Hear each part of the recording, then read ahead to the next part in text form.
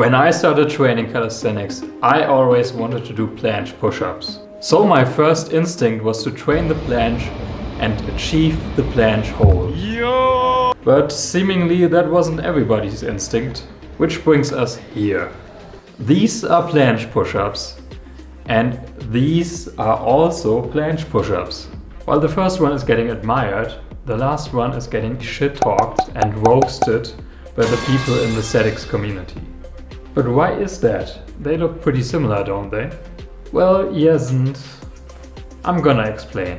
The last one is still a push-up, and the range of motion is at least similar. But this is about where the similarities end. Now in the last clip, it might not actually look like there is any cheating involved, but there is. And that's because the planche consists of two key positions, the planche and the bent arm planche. Which one do you think is harder? If you answered the planche, then you are correct. But how much harder is it actually? Well, let's go test it right now.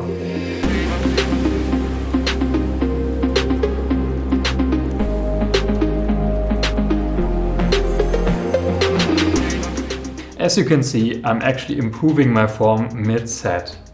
And if you actually trained the bent arm planche, you would get a much longer hold with the same strength due to muscle adaptation. Now don't get me wrong, the bent arm planche is still pretty difficult, but it's just no contest. It's so much easier. Okay, that might not have been the most scientific test of all, but ask anyone who can do these movements and you'll get the same answer. Or better yet, try them yourselves. And don't confuse the bent arm planche with the elbow lever. I swear if I see that one more time. Alright, we now know that the bent arm planche is way easier than the planche. But what does that even have to do with anything? Well, this is how you can actually cheat the planche push-up. You go into a bent arm planche where you are strongest, and then you accelerate while pressing up and gather speed. And the momentum that this builds carries you up. And depending on how strong you are at this can carry you up completely into the full planche with a full lockout. But as soon as you're there, you fall back down immediately. And you do this pretty fast, which is actually beneficial for the next rep, because you can just bounce back up and do your next rep.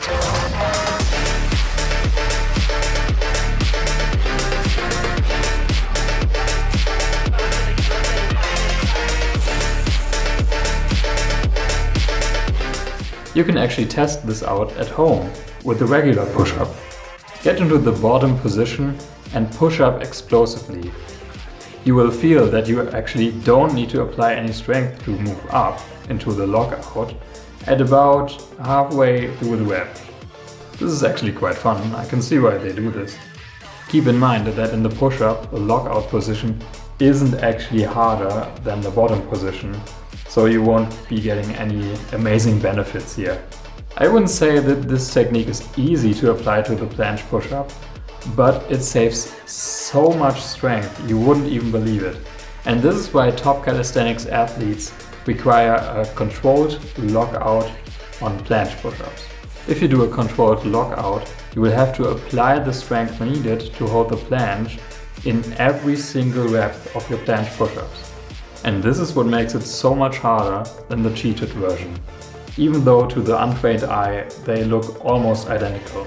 And sure, some people still use body English to push themselves up again at the bottom position, which is not as bad, and I would still count these. But the cheated reps I would not count. You don't even need to be able to do a planche hold to do these types of reps. And since it takes most calisthenics athletes years to be able to planche and to then control the complete motion of the planche push-up, it's actually no wonder they get pissed off when they get put into the same category as someone who learned how to push out of a bent arm planche and somehow reach a lockout. And to be honest, Austin Dunham does not cheat that much in his push-ups. He's also got a 6-second full planche hold with pretty decent form, which is good, but it's not even close to being strong enough to do 24 planche push-ups with good form. It's 24 reps, right? You can see me attempt a planche push-up right here with a hold time of about 4 seconds with the, okay technique. And I barely get this one, and I don't even hold at the end, so it doesn't really count anyways. And he does 24.